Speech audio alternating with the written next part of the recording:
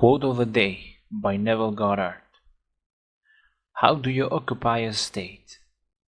Well, you do this by asking yourself how will you feel, what you will see, hear, smell, taste, touch, if your dream were real. If you can be what you want to be, why not become it? Why sit in a state you dislike and argue when you can move into another state in your imagination? Think about that.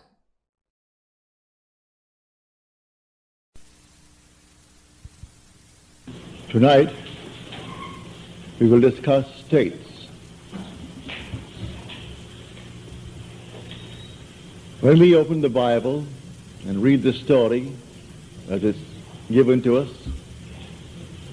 we may think we are talking about people that lived, individuals, persons that, as we are, but it's not so.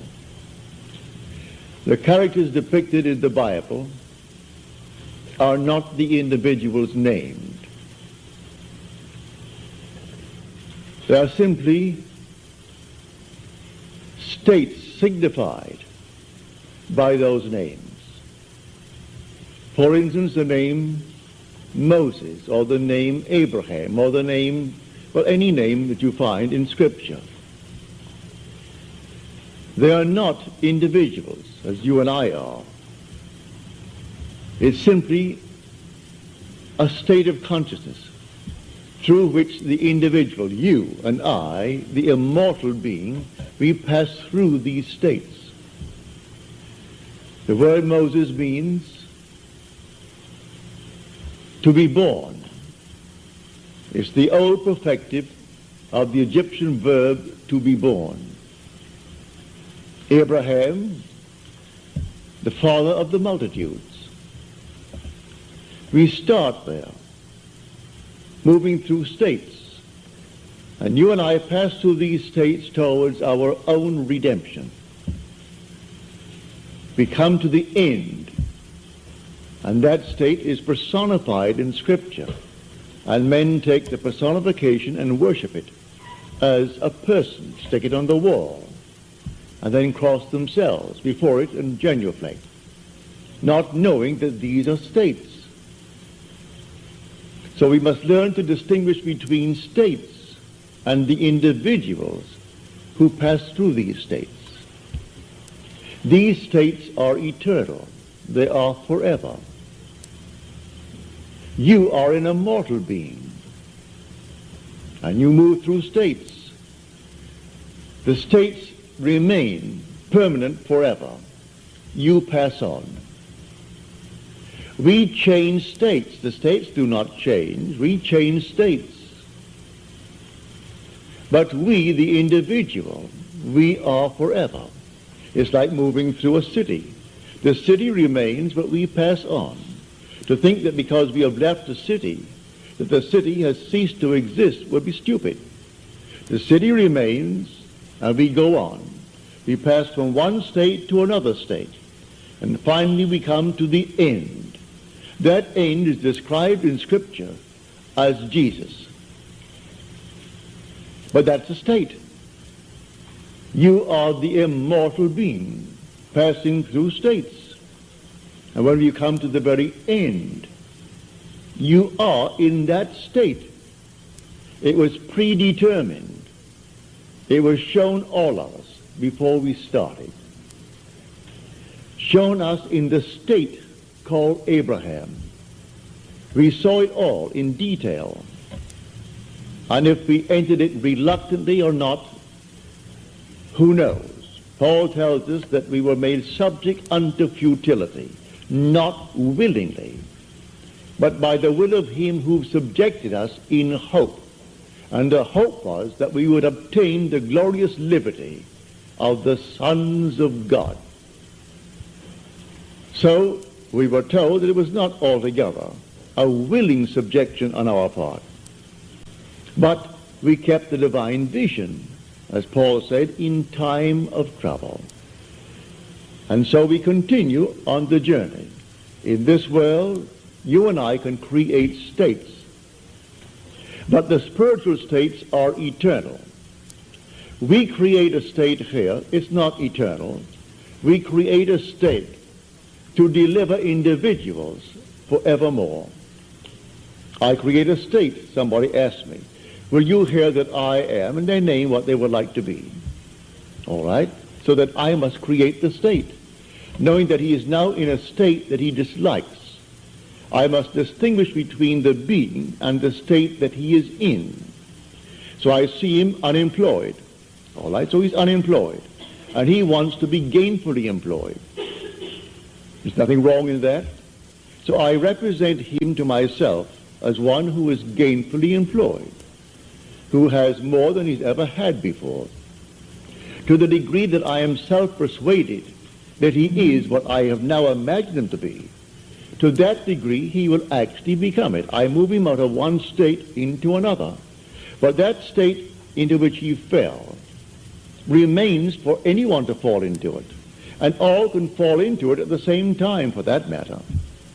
He's not the only occupant of the state of being unemployed. There could be millions being unemployed. And there could be millions who desire to be out of it. Many who are unemployed have no desire to be out of it. They prefer to be on welfare. That's their desire. Perfectly all right. But if someone desires to be gainfully employed and to leave the state of being unemployed, you and I can create that state. Well, how do I create the state? By using my imagination. Imagination is not a state. It's the human existence himself. You are all imagination. And God is all imagination. You are God. And God is actually within you as your own wonderful human imagination.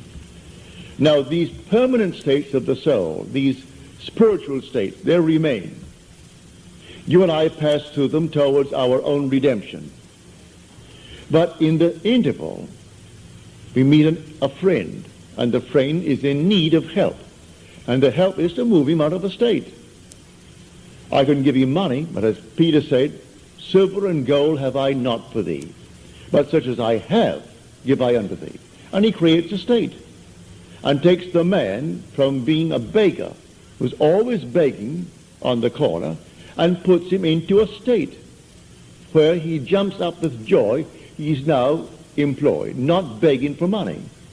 So he didn't give him coins. He simply gave him a new state of consciousness. So I take you as an individual. I represent you to myself as the one that you would like to be. The one that I, if I were in your state, would like to be. I make it fit within what is known as the golden rule. I do unto others as I would have them do unto me. If I were in that state, would I like to be in some better state? Certainly. Well, then, do it to another.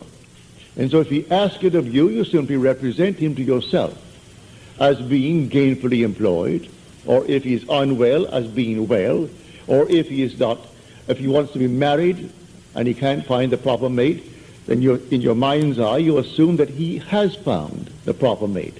Whatever it is that is a normal, natural request that is not in conflict with your own moral, ethical code. And you create a state. This state, then you lift your individual into that state. Well, how do I do it? I carry on a conversation mentally with that friend from the basis that he is in that state. He tells me how happy he is with his new job and how much he's making. I see him in my mind's eye radiant. Well, then, am I self-persuaded that this imaginal act is a fact? Do I really believe in the reality of what I've done? Do I believe that imagining creates reality? I do. Well, then, to the degree that I am self-persuaded, he becomes the embodiment of what I've imagined him to be. These are states. So man must distinguish between the individual and the state that he is in. So Blake said, I do not consider the just or the wicked to be in a supreme state, but to be every one of them states of the sleep into which the soul may fall in its deadly dreams of good and evil, when it left paradise following the serpent of generation. So we came down to experience death, for this is the world of death, where everything appears, it waxes, it wanes, and it disappears.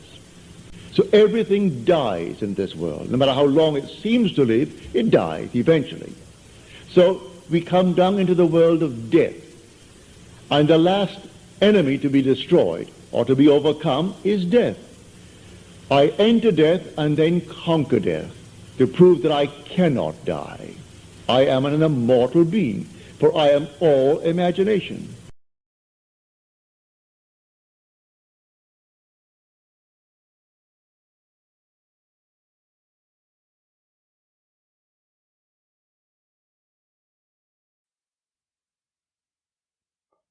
If I could persuade you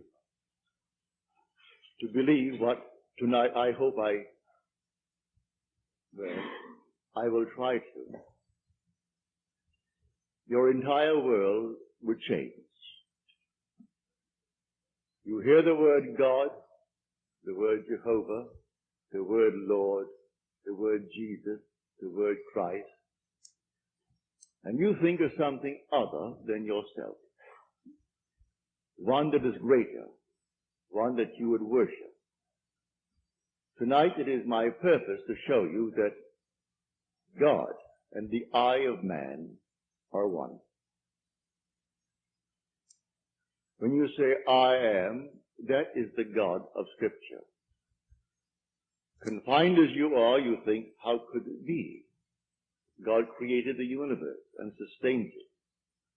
And here I am, like a little worm, 10 years, and then I vanish. But now let us turn to Scripture.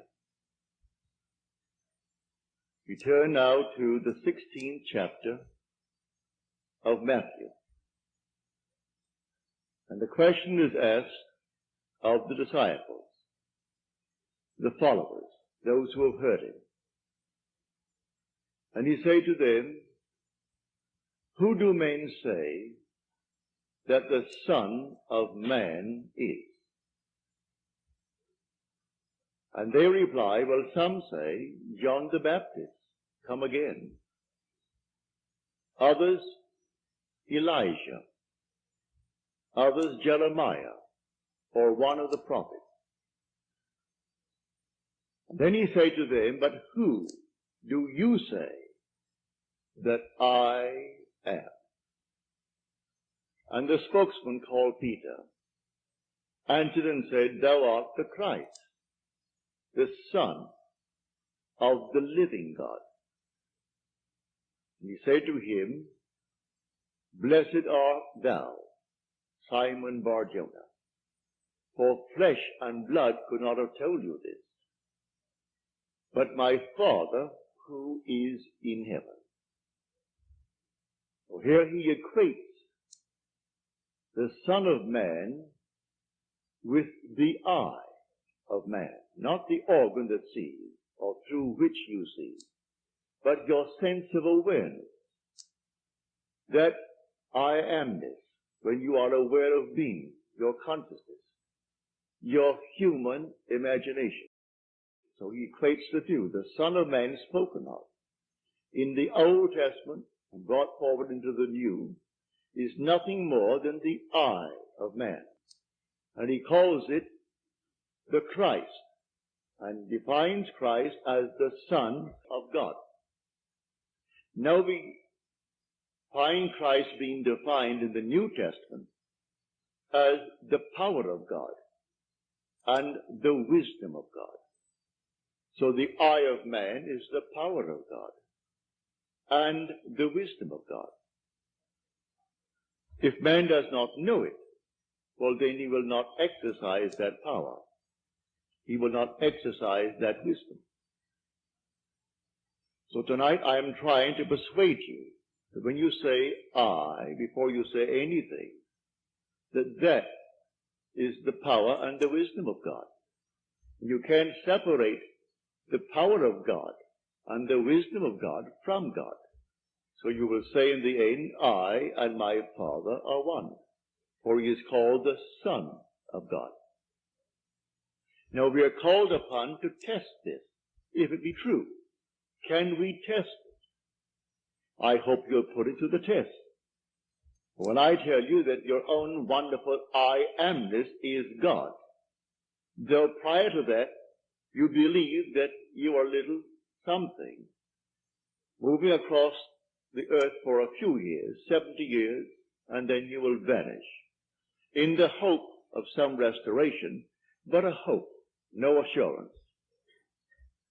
But now I'm going to tell you that you really are God. Your own wonderful consciousness, your human imagination, that is the God of Scripture. And there is no other God. Imprisoned as you are in these bodies of flesh, you did it for a purpose. Now let us see what it tells us about this Son of Man that is now equated with the I of man. No one has ever ascended into heaven but he who descended from heaven, the Son of Man. You'll read that in the 3rd chapter, the 13th verse of John. So here we find you are a pre-existent being. No one can ascend into heaven but he who descended from heaven, the Son of Man. Your ascension in the next verse, the 14th verse, is showing you how you ascend. As Moses lifted up the serpent in the wilderness, so must the Son of Man be lifted up. That's all imagery, and yet it is true. You descended into generation in a world of death where everything begins, it waxes, it wanes, and then it disappears. But there's something in you, clothed in this garment, that does die. That is pre-existent. And its home is heaven, which is harmony. You gave it up completely. You aren't pretending that you're a man. You descended into man. You became man. With all the weaknesses, all the limitations, all the restrictions of man, to experience this world of death and decay. There will come a moment in time that you will ascend from this restriction, taking with you the experience that is yours because of this restriction. And you will ascend in the same manner that Moses lifted up the serpent in the wilderness. That was an adumbration. That was a foreshadowing.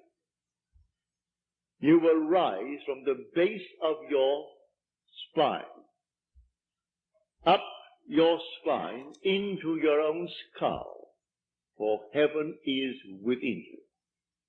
And you will rise like a fiery serpent, without any loss of identity. The form you wear, I hesitate to describe it.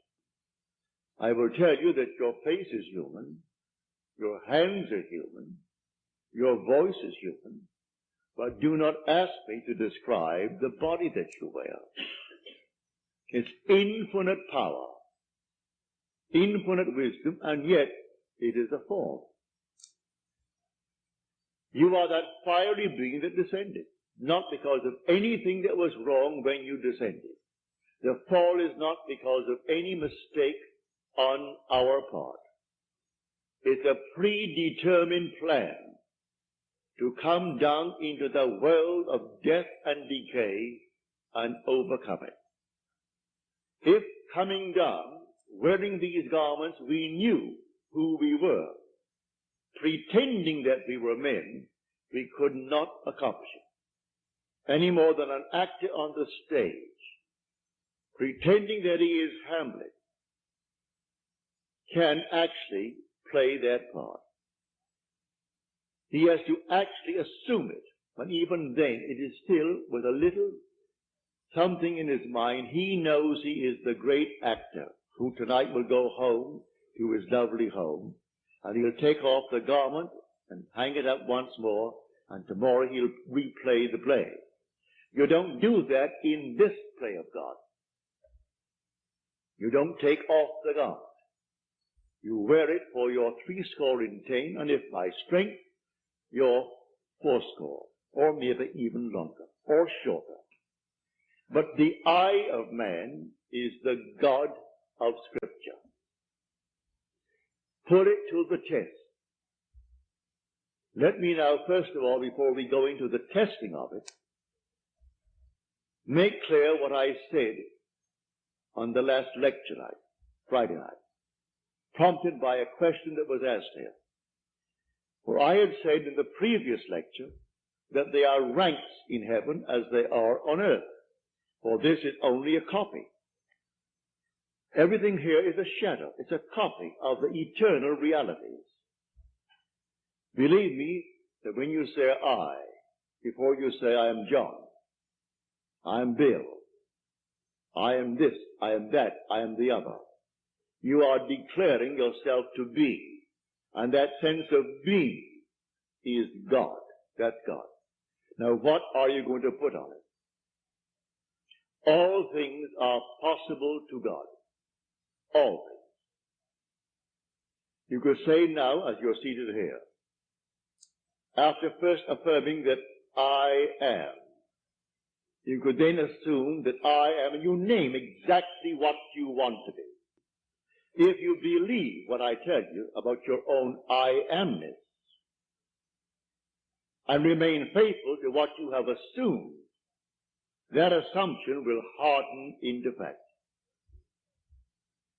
When you pray in the true sense of the word, you do not pray to any external God. Everything he creates from within himself. And this pattern, the individual awakens within himself. And who does it? The I of man. And that is God. Now tonight you can test it, as you're called upon to test it. Test yourselves and see. Do you not realize that Jesus Christ is in you? Unless, of course, you fail to meet the test. Examine yourselves to see whether you are holding to the faith. What faith? To have someone tell me that I am a Christian, or I'm a Jew, or a Mohammedan, and holding to that faith that they talk about? No. The faith that I'm talking about tonight. That your own wonderful I amness is God. Test it to see if you're holding to that faith. If you're holding to that faith and all things are possible to God, you should be able to prove it in the testing. Having convinced myself through experience, I have come to the conclusion that because I am aware that I am, that is God. For if by him all things are made, and without him is not anything made that is made, and I start from scratch, only imagining a state, and then I boldly assume that it is real, that I am actually experiencing that state now.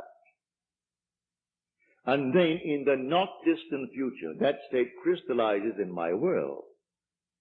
Well, then I have found God. I have found the source of the phenomena of life. My only concern then is to share it with others and tell them, for they're all one. We are one. No one is greater than the other, not fundamentally. In his claims of what he is in the world of Caesar, he has more money, or he has so-and-so and so-and-so, but basically the same creative power in the man tonight behind bars serving life is the same creative power of the one who sentenced him to life. It's the same being. There is only one God. Hear, O Israel, the Lord, Our God, the Lord, is one. And the word translated, the Lord, is Yod He Vav He. Properly translated is I am. When you go unto the people of Israel, and they ask you, what is his name? And you claim that the God of Abraham, and the God of Jacob, and the God of Isaac sent you. You say unto them, I am has sent me. That's my name forever. And by this name I shall be known throughout all generations. But man finds it difficult keeping the tense. And so he speaks of thou art, or he is. And he never actually comes down to the fundamental and knows that I am. I am the cause of the phenomena of my life, good, bad, or indifferent. I have to live with it and change my assumptions if I would change the world in which I live. But now, can I help a seeming other? I say you are myself pushed out. Can I help another? Yes, because there's only one. If your request of me comes within the framework of the golden rule, something that I would like done to me, then I can willingly help you. If you ask of me that which does not come within the frame of the golden rule, do not ask it of me.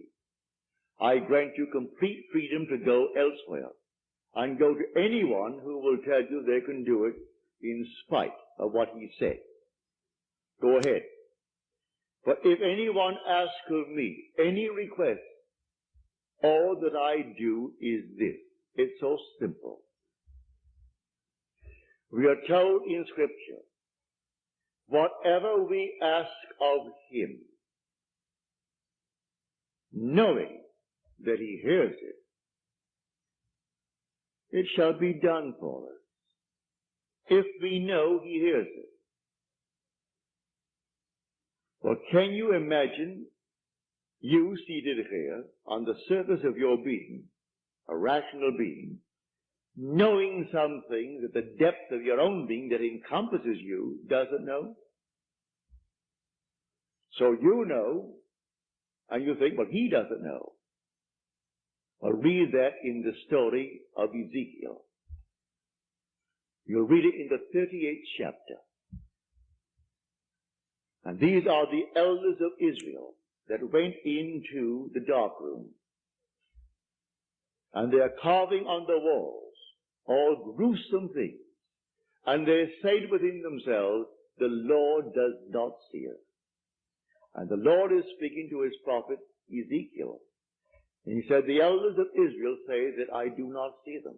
And watch what they're doing. Making all these abominable things within the great cavern. They will all reap them. Because I see everything that the elders of Israel see. But they think because it's dark and it's a cavern, no one knows what he's doing. That God doesn't know it. I've said time and again, there is no fiction in this world. When you pray, go within and close the door of the senses. Deny all that seems so obvious. And your Father who is within will reward you openly. But commune with self, for you and the Father are one. So you commune with self. And what does he tell you?